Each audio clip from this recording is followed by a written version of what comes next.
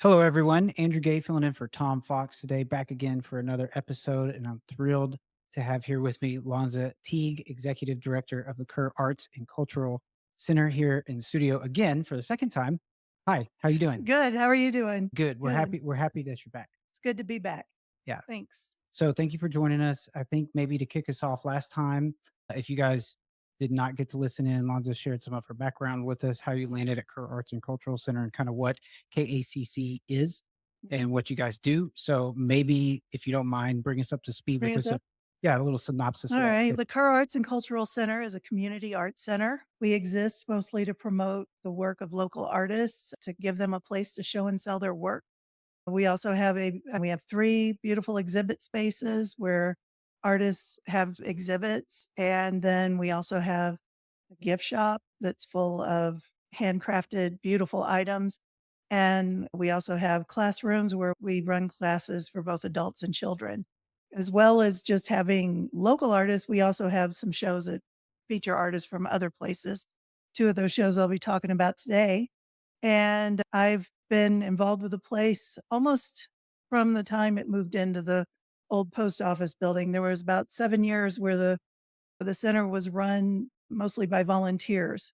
And I was their second staff member that they brought on in 2007, Wow. and I worked there from 2007 to 2014, went away for a while, and then came back in 2019 just in time for the pandemic and all that fun, and I've been there ever since, and probably gonna take a lot to get me out of there. I love that place. And I think you're doing great work over there. You Thank guys you. got some big stuff on the table that's coming up. Right. Yes, And I think that's we want to talk about a little bit of that absolutely. today. Maybe you want to start with what's going on currently? Yes, what's going on? We just finished installing 3 new shows. I know you've talked to the ladies from Magnificent Seven. They've And got done. their show up, and it's absolutely gorgeous. There's a lot of talent packed into that one gallery right now, and the artwork will just blow you away with the color and the drama and everything. And then we also have the Kerrville Art Club, which is a group of local artists who meet once a month at the center, and they're having their second show of the year, which is their annual show and sale. So there's some framed work that's available, and most of it's priced to get it out from under the beds and out into somebody's home. And there's some beautiful paintings and drawings and even a piece of needlework that's in the show. And then there's some unframed work as well, which is a little more budget friendly. And then in the front gallery, we have some gorgeous landscapes by Patty Thomas, who is an artist from Rockdale, and she's shown at KACC before, and her landscapes are beautiful. The perspective, it feels like you could just walk into one of her paintings. The light is gorgeous. She paints amazing skies. So I just love staring at her work. It's right there in the front gallery where our welcome desk is also, and I sit there a lot and I just love looking at her paintings. They're gorgeous. And so those exhibits will all be up until October 12th. And we have a reception this Saturday from 2 to 4 p.m. If you want to come and mingle with the artists and other art enthusiasts, that's the time to come. We've got nibbles that will be available. We'll be serving wine and water and maybe punch. It depends. Sometimes our punch makes an appearance, sometimes it doesn't, but it's good. And so that's the show. And What just time is that amazing. at again? No? It's from 2 to 4 on 2 to Saturday. 4. Okay. Yes. And then the show will be up until October 12th. We're open from 10 to 4 Tuesday through Saturday, so you can pretty much come by anytime. And then when that show comes down on the 14th, we have something really exciting happening at the center. It's our 3rd year having an outdoor painters event. We used to have them Mm, years ago, but it kind of fell by the wayside. And had the opportunity 3 years ago to bring it back, and I jumped on it. And it's a partnership with the Outdoor Painters event, or sorry, the Outdoor Painters Society. mm. And they're a group of artists that are based out of Texas, but they have artists from all over the US that will come to Kerrville, and there'll be close to probably 50 of them that will come to Kerrville to paint the landscapes and the buildings and anything of interest they find outdoors, because it is an outdoor painters event. You said this is an international group It that is an comes? international Okay. group, yeah, and last year, I believe we had some artists that were visiting here from Japan. So you never know who's going to be visiting. They're from all over. They're a really neat group of people, and they'll be here for a full week from the 14th through the 19th. The 14th through the 18th, they're going to be out there painting, capturing Kerrville on canvas. And then on the 19th, we'll have our VIP reception, which is when all of the paintings will come in from the fields and be put up on our walls. And the VIPs get to see the paintings before anybody else does. So there are people who've bought a ticket to the event. There are people who've sponsored the event financially. They are also our artists and location hosts. So we're still looking for Yeah. sponsors, location hosts, and artist hosts. The location hosts are people who open up their property to allow the painters to come onto their property. And they're very respectful. They'll close gates behind themselves, that sort of thing. They're just there to capture your pretty trees or your riverfront or whatever. So if you got a great piece of property, we're still looking for places for people to paint. We also are looking for guest houses, Airbnbs, anybody who has a spare room, even if it's a guest room in your home, to host an artist. There's some artists that that wouldn't be able to make it here if they had to also pay for a hotel bill as well. Sometimes we actually need RV hookups, but they'll come in from wherever they are. They're going to stay in your home, but you don't have to feed them. You don't have to play tour guide, anything like that. You just provide them a room and a little spot in your refrigerator for their food. Mhm. And they're out most of the day out there painting. They're the lowest maintenance house guests you'll ever have. And sometimes, as a thank you, you'll get a painting. Sometimes it can be of your own property or your house. Sometimes it's something beautiful that they captured while they were here. And it's just a nice thank you that a lot of them leave the painting behind. And that's why we keep having the hosts over and over again, because the same people who host one year will come back next year because they find out it's not really that hard to do. Sure. And they get to meet somebody interesting and fun from somewhere else, and they're low maintenance. So if anybody out there listening has a piece of property or a guest bedroom, they want to donate to the cause, we would love to talk to you. Also, we always need financial sponsors for our events, and we're still looking for a few of those now, but I'm getting ready to close up everything on that and get to producing the actual Sure. event. Question about, do you have any insight into maybe what kind of property they'd be interested in? So if I own Yeah. property, how do I know if my place is good enough? Okay. Should It's funny what the variety and what we end up with. A lot of the painters will stick around downtown. If they've got some buildings, we'll point them towards some interesting buildings downtown. Others, we have a gentleman with a ranch that has several acres of been in his family for years, and every vehicle that the family has ever owned, all the way back to horse and wagon days, is still on the property somewhere. So you have all these, and he collects as well. So it's acres upon acres of rusty trucks and things, and some people get a kick out of painting that. Some of the new properties we have are not that big, but they might have a nice bluff overlooking the river in their backyard, and they're welcoming artists on. We just got a ranch that's several acres and it's just hill country land. We have some people who have interesting houses. If you've got a beautiful Spanish style architecture home or a beautiful garden, we can point them in your direction.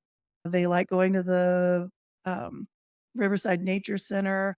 The Museum of Western Art has allowed us to come onto their property, which this is the first time we've had a chance to partner with them. So that's exciting. It's an interesting variety of things. We've had a number of people who've just got a creek running through their backyard, and Sure. we send artists that way too. If you've got something interesting that you think might look pretty on a canvas, the artist would probably be interested in Yeah. coming and being a part of that. Okay. All right. You know, Thanks for that. sure. So anyway, we have the VIP reception, the artist hosts, the sponsors, and the location hosts all get to attend that for free, but it's also a ticketed event.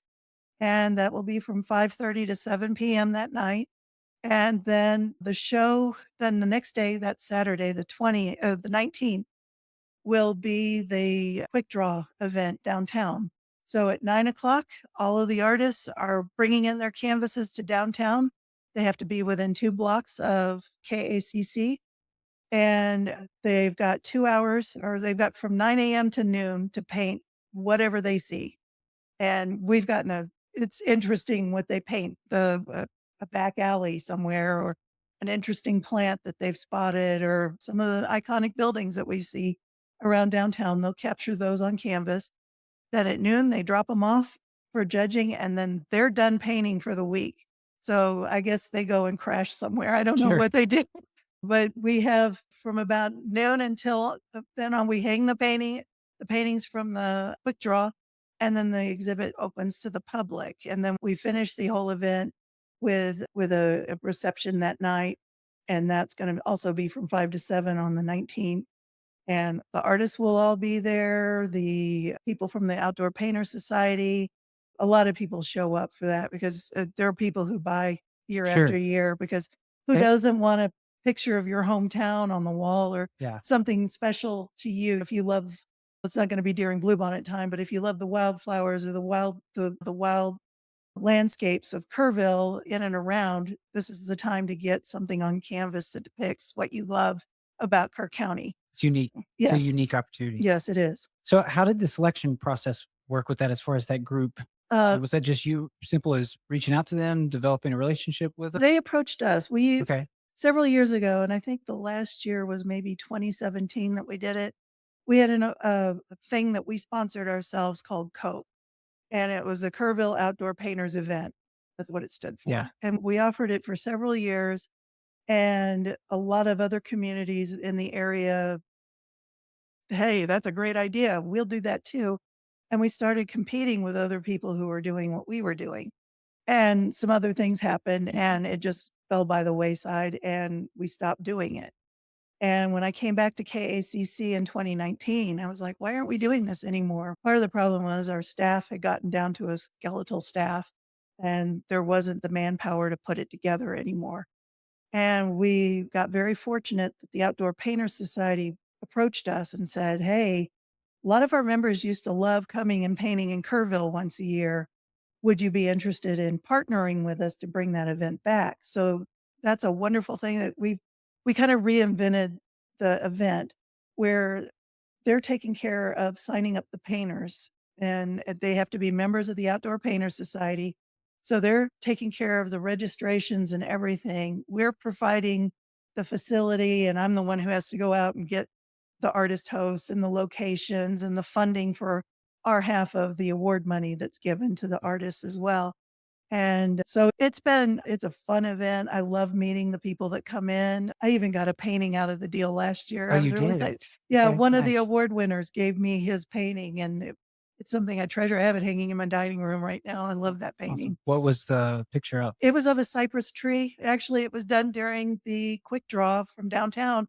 Somebody went down to the park and he just painted the interesting roots of a cypress tree. How cool. And it was a beautiful painting. It That's still awesome. is. Yeah, That's I awesome. love that painting. So it's a fun event. It's fun when members of the public, they're walking the river trail or they're out and about somewhere in town and they encounter somebody with a canvas painting and they get to talking to them. And it's fun to see some of those people come in to see the painting that they were watching being created. Yeah. So it's neat. It's a way that art can interact with the community and actually get outside of the gallery. Yeah. So, Said. yeah. Yeah. All right. So I think that's the next. So anything else you Yes. want to say about that other than I know you No, said that's it. Just yeah, it's a fun event. I hope there are people out there listening who want to become host? a part of it in any way, whether they want to come to the one of the receptions or they want to host somebody. I love hearing new names and people coming out of the woodwork. I like that. That will go down on the 19th. The paintings will only be up for about 24 hours and then they're gone.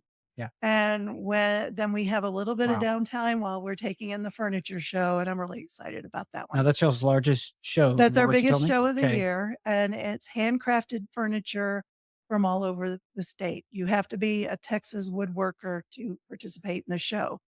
And the quality of the show of the furniture that's entered has to be a certain level too.